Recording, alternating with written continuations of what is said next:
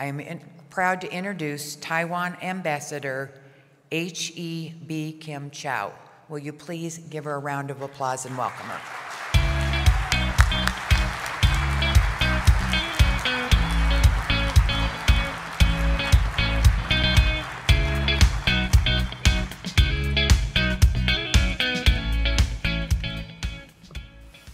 Thank you, Karen, for that kind introduction.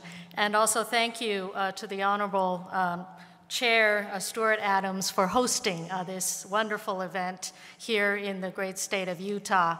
I'm so honored to be able to be here in person to use this occasion to express my gratitude to so many of you, to ALEC, and to the so many outstanding freedom-loving legislators around the United States for your friendship and support for the bilateral relationship with my country, Taiwan. And there are a number of specific items that I do want to highlight in terms of our gratitude to all of you. First of all, I want to thank ALEC for awarding my president, Tsai Ing-wen, with the International Pioneer Award for Leadership, highlighting her commitment to free markets and also to fighting for democracy. I think this is an honor not only for the President of Taiwan, but it is also recognition of the freedom-loving people of Taiwan and our determination to keep Taiwan free.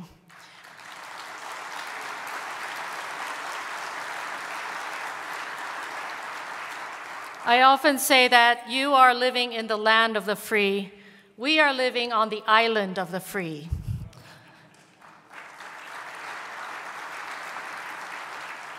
I also want to thank ALEC for including in your model policy last year the agenda of supporting a bilateral trade agreement with Taiwan.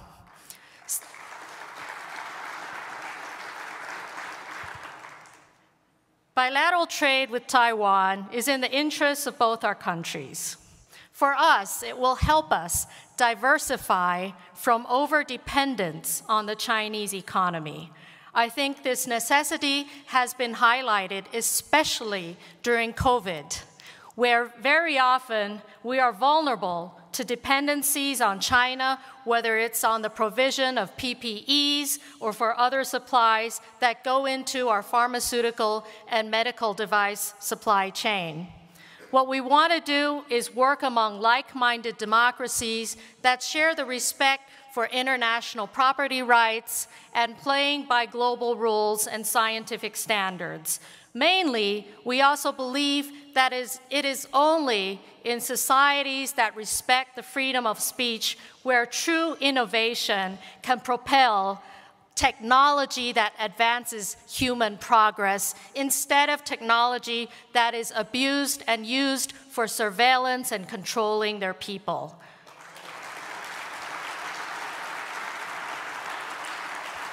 So in the spirit of thanking you for supporting the relationship in trade and economic ties with Taiwan through your model policy, I also want to thank the many of you who have signed up on the letter outside addressing the White House in advancing that appeal to take action in supporting trade with like-minded democracies like Taiwan.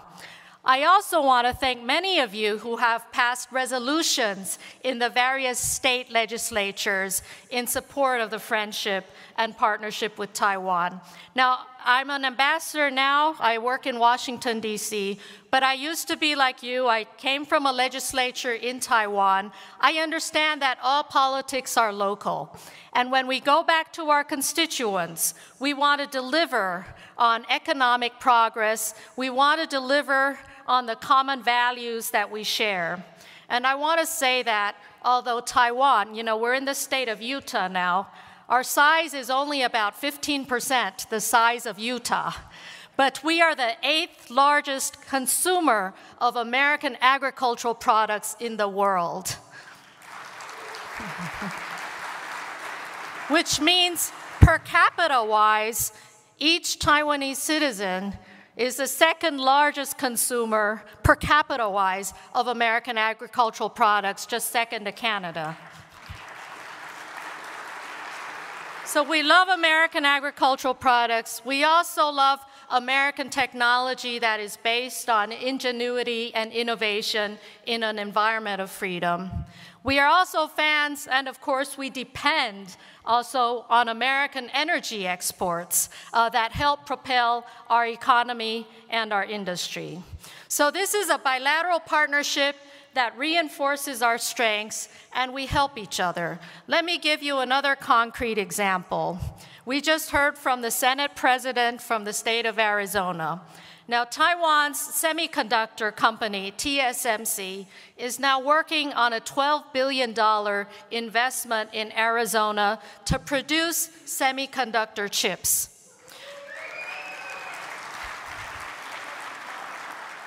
In recent decades, Taiwan has purchased high-end manufacturing equipment from the United States, and we've used that equipment to make chips in Taiwan, which we sell to your auto industry suppliers.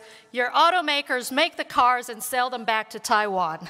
So isn't this a mutually beneficial and reinforcing partnership?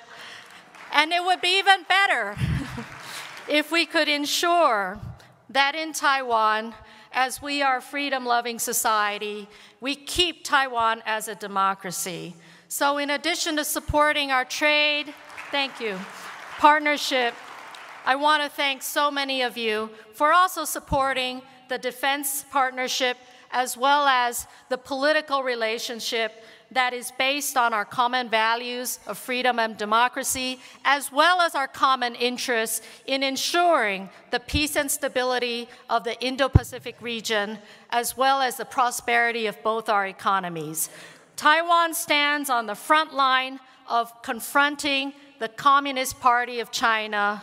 We are under daily coercion on the political level, economic level, as well as militarily. And the United States has always been the most reliable friend and partner of Taiwan as we are confronting coercion from the CCP. You know, when I first started out in politics, Taiwan was just holding our very first ever presidential election, and that was in 1996. And China responded to our very first election by firing missiles against Taiwan. They have a very low anger threshold. They tend to be upset about everything we do, about our existence, about beating their athletes in the Olympics.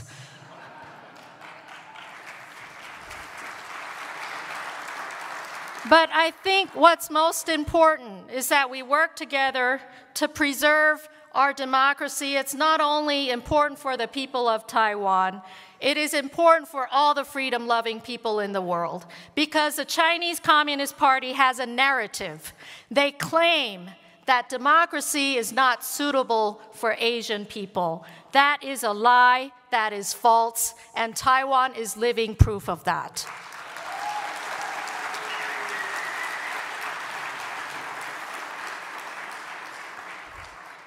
So thank you again for your steadfast support for Taiwan, and we look forward to working with all of the state legislatures on continuing to advance our economic partnership in so many ways. We also look forward to working with you on educational exchanges for all the young people of your schools and your universities around the United States who are questioning the presence of the Confucian Institutes and the way the Chinese government exercises censorship and surveillance on their students. Taiwan is your best alternative for learning the Chinese language in an environment where the young people can exercise their full freedom and tweet whatever they want without the risk of going to jail.